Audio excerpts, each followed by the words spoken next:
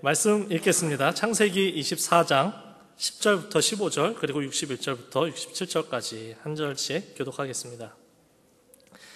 이에 종이 그 주인의 낙타 중 10匹를 끌고 떠났는데 곧 그의 주인의 모든 좋은 것을 가지고 떠나 메소보다미아로 가서 나홀의 성에 이르러 그 낙타를 성 밖 우물 곁에 꿀렸으니 저녁때라 여인들이 물을 길러 나올 때였더라. 그가 이르되 우리 주인 아브라함의 하나님 여호와여, 원하건대 오늘 나로 나에게 순조롭게 만나게 하사 내 주인 아브라함에게 은혜를 베푸시옵소서. 성중 사람의 딸들이 물 길러 나오겠사오니 내가 우물 곁에 서 있다가 한 소녀에게 이르기를 청하건대 너는 물동이를 기울여 나로 마시게 하라 하리니 그의 대답이 마시라 내가 당신의 낙타에게도 마시게 하리라 하면 그는 주께서 주의 종 이삭을 위하여 정하신 자라. 이로 말미암아 주께서 내 주인에게 은혜 베푸심을 내가 알겠나이다. 말을 마치기도 전에 리브가가 물동이를 어깨에 메고 나오니 그는 아브라함의 동생 나홀의 아내 밀가의 아들 부두엘의 소생이라. 한 장 넘겨서 61절 또 읽겠습니다. 61절부터 67절까지입니다. 리브가가 일어나 여자 종들과 함께 낙타를 타고 그 사람을 따라가니 그 종이 리브가를 데리고 가니라. 그때 이삭이 부엘라헤로에서 왔으니 그가 네게브 지역에서 거주하였습니다. 이삭이 저물 때 들에 나가 묵상하다가 눈을 들어 보매 낙타들이 오는지라. 리브가가 눈을 들어 이삭을 바라보고 낙타에서 내려 종에게 말하되 들에서 배회하다가 우리에게로 마주오는 자가 누구냐. 종이 이르되 이는 내 주인이니이다. 리브가가 너울을 가지고 자기의 얼굴을 가리더라.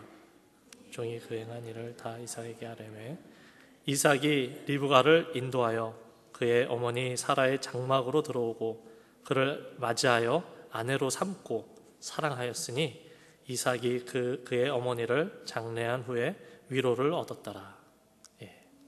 하나님의 말씀입니다.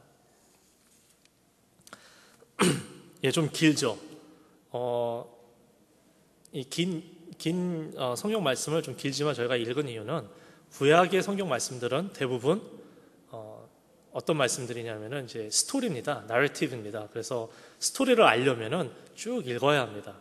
근데 구약 스토리는 또 재밌어요. 이렇게 읽다 보면은 특이한 점도 많이 나오고 재밌는 부분이 많이 나옵니다. 그래서 여러분들 이 이야기는 잘 아시다시피 이제 이삭이 그 아내 리브가를 처음 만나서 이제 결혼하는 그런 장면입니다. 올해 초 1월에 여러분들이 이제 처음 만나고 2달 동안 우리 신앙의 기초가 되는 예수님에 대해서 함께 말씀을 나눴습니다. 그렇죠?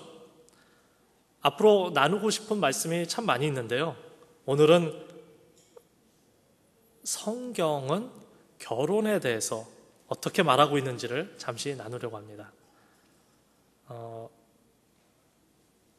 그동안 제가 여러분들과 만나서 신방을 하면서 또 그리고 수요 모임에 참가하고 또 토요 모임에 제가 참여를 하면서 결혼 문제를 놓고 기도하시는 분들을 많이 보았습니다.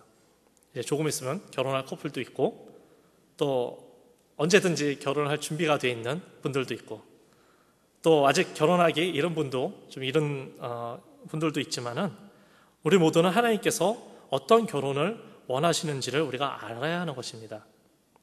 우리가 예수님에 대해서 가장 기본적인 부분들을 1월과 2월에 저희가 알아보았습니다. 오늘도 마찬가지로 가장 베이직하면서도 가장 중요한 도대체 결혼이 무엇인지, 성경에서 말하는 결혼이 무엇인지, 우리가 어떻게 결혼을 바라봐야 하고 우리가 결혼을 어떤 마음으로 준비하고 해야 하는지에 대해서 좀 알아보기를 원하는 것입니다. 자신이 아직 결혼을 하려면 아직 멀었다고 생각하십니까? 기도해야 합니다. 지금부터 준비해야 합니다. 결혼할 상대가 정해져 있습니까? 다 끝났다고 생각하지 마세요. 이제부터 시작입니다. 결혼이 무엇인지 바로 이해해야 제대로 된 사람을 만날 수가 있습니다. 그리고 행복한 결혼 생활을 할 수 있는 것입니다. 그래서 오늘은 하나님의 말씀의 원리를 이해해서 결혼에 대한 올바른 생각을 정립하실 수 있기 바랍니다. 63절에 보면은 이삭이 저물 때 들에 나가 묵상하다가 라고 나옵니다. 이삭이 들에서 묵상했다는 말은 무슨 말일까요? 시끌벅적한 집에서 나와서 아무도 없는 조용한 들로 간 것입니다. 왜요? 기도하러 간 것입니다. 날이 저물 때 들에 나갔다는 것은 이미 다 그 하루의 일과가 끝난 다음에 아무도 없는 곳이기 때문입니다. 그리고 어쩌다가 하루 나가서 기도했다는 말이 아닙니다. 날이 저물었을 때 나갔다는 것은 이삭이 시간과 장소를 정해놓고 하나님과 대화를 한 것입니다. 우리가 매일 큐티하듯이 말입니다. 자, 그렇다면 무슨 기도를 했을까요? 여러 가지 기도를 했겠죠. 그 당시 이삭은 총각이었고 또 이삭의 아버지 아브라함이 이삭의 신부감을 구하기 위해서 그의 종 엘리에셀을 이렇게 멀리 보낸 상태였습니다. 그래서 아마도 배우자에 대한 기도도 했을 것입니다. 그러다가 눈을 들어보니 그의 아내가 될 리브가가 오는 것을 보게 되고 결혼하여 사랑했다고 나옵니다. 처음 보는 여자와 결혼을 해서 이제 사랑을 했다라고 성경에 나오는 걸 보면은 그의 기도가 이루어진 것이 확실해 보입니다. 그렇죠? 그렇다면 과연 그는 어떤 기도를 했을까요? 이삭의 기도 내용은 성경에 나오지 않습니다. 하지만 그 정황을 보면은 그가 어떤 기도를 했는지를 알 수 있습니다. 하나님께 맡기는 기도를 해야 합니다. 이삭이 그 배우자를 위해서 기도를 할 때 그는 모든 것을 하나님께 맡기는 그런 기도를 했을 것입니다. 그렇다면 하나님께 모든 것을 맡긴다는 것은 과연 무슨 말일까요?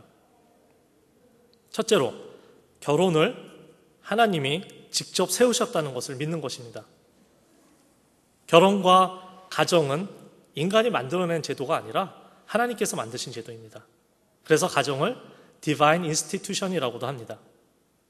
결혼은 하나님이 창조 때부터 그의 계획에 포함시키신 인간에게 주신 가장 큰 선물 중에 하나입니다.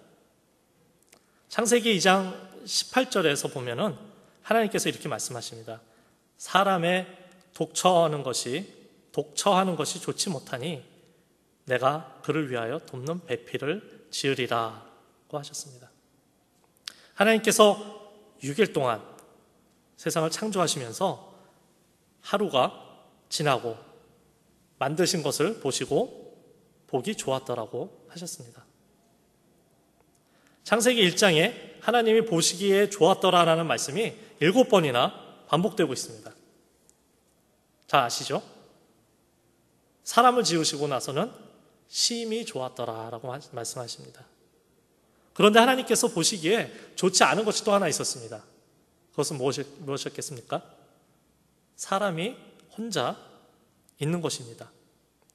그래서 하나님은 아담을 깊게 잠들게 하시고 그의 갈빗대를 하나 취하셔서 여자를 만드시고 이 여자를 아담에게로 인도하여서 최초의 가정을 세워주신 것입니다. 그러고 보면 중매 결혼이죠. 연애 결혼이 아니라 예수님께서도 마태복음 19장 6절에서 이렇게 말씀하셨습니다. 하나님이 짝지어 주신 것을 사람이 나누지 못할지니라. 그렇죠. 결혼이란 것은 하나님이 짝지어 주신 것입니다. 이제 결혼은 하나님의 주권인 것입니다. 그래서 결혼은 거룩하고 또 절대적인 것입니다. 사람이 함부로 결혼할 수 없고 또 함부로 이혼할 수 없는 것입니다. 결혼식에서 서약을 합니다. 그렇죠? 이것은 결혼하는 당사자 둘만의 약속이 아니라 하나님 앞에서 약속하는 것입니다. 세상 사람들은 쉽게 결혼하고 쉽게 또 이혼합니다. 캐나다와 미국에서도 50%에 이르는 결혼이 이혼으로 마친다고 합니다. 한국은 말할 것도 없죠. 이미 50%를 넘어진 지 오래입니다. 이들은 하나님 앞에서 서약을 하지 않습니다. 하더라도 별로 중요하게 생각하지 않습니다. 하나님이 세우신 것이 아니라 자신들이 세우는 것입니다. 결혼을 하나님께서 세우신 것이라고 인정을 하고 그분 앞에 서약을 하면은 그렇게 쉽게 이혼하지 못할 것입니다. 며칠 전에 제가 BC 정부에서부터 우편물을 하나 받았습니다. 그래서 뭐가 들었나 하고 뜯어봤더니요, 결혼을 시켜도 좋다는 증서를 보내왔습니다. 주례를 서고 그 결혼을 인정해 줄 수 있는 자격이 저한테 생긴 것입니다. Authority to solemnize the marriage 라고 써 있더라고요. 나라에서 목사에게 이런 authority를 줍니다. 왜죠? 나라에서도 결혼이란 제도가 하나님이 세우신 제도임을 인정하는 것입니다.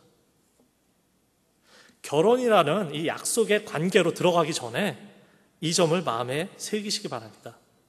결혼은 하나님께서 세우신 제도이기 때문에 쉽게 생각해서는 안 되는 것입니다. 두 번째로 하나님께 모든 것을 맡기는 기도를 한다는 것은 믿음의 결혼을 소망을 하는 것입니다. 이삭이 어떤 사람입니까? 죽다가 살아난 사람입니다. 그렇죠? 하나님께서 아브라함에게 100세 때 이삭을 주시고 그 얻을 수 없던 이삭을 나중에 어떻게 하라고 하십니까? 바치라고 하시죠. 그래서 칼로 죽이려고 할 때까지 하나님께서 아브라함을 테스트하셨고 또 결국에는 죽이지 않게 아브라함아 급하게 이렇게 두 번 부르시면서 멈추신 그런 살떨리는 그런 경험을 한 사람이 바로 이 이삭입니다. 얼마나 귀한 존재이겠습니까? 여러분들 부모님께 상당히 귀한 존재이죠. 그래도 아브라함이 이삭을 아끼는 것보다 더 중요할까요? 그 정도로 중요하겠죠. 하지만 정말로 이 이삭은 아브라함에게 너무나도 귀한 존재였습니다. 아브라함에게 하신 하나님의 약속이 무엇이었습니까? 너의 자손이 하늘의 별과 같이 되게 하고 바다의 모래와 같이 되게 하겠다. 그건 무슨 말입니까? 자손이 많다는 거잖아요. 아브라함을 조상이라고 부르는 자손이 많다는 거죠. 근데 아직 이삭밖에 못 낳습니다. 그러고 죽을 판이에요. 결혼도 못 시키고. 아내 사라에게서 난 하나밖에 없는 아들 이삭을 통해서 그 약속을 이루실 것이었습니다. 그렇다면 이 이삭의 아내도 아무나 없겠습니까? 이삭이 그렇다고 또 연애 결혼을 한 것도 아닙니다. 아브라함이 이제 늙어서 죽을 때가 다가왔습니다.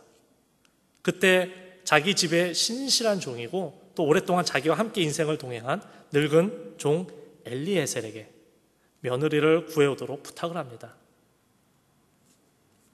이때 아브라함에게 가장 중요한 것은 믿음의 사람을 얻는 것이었습니다. 믿음의 사람을 가정 안으로 들리는 것이었습니다. 우리 한번 3절, 4절을 함께 읽어보겠습니다. 24장 3절 그리고 4절입니다.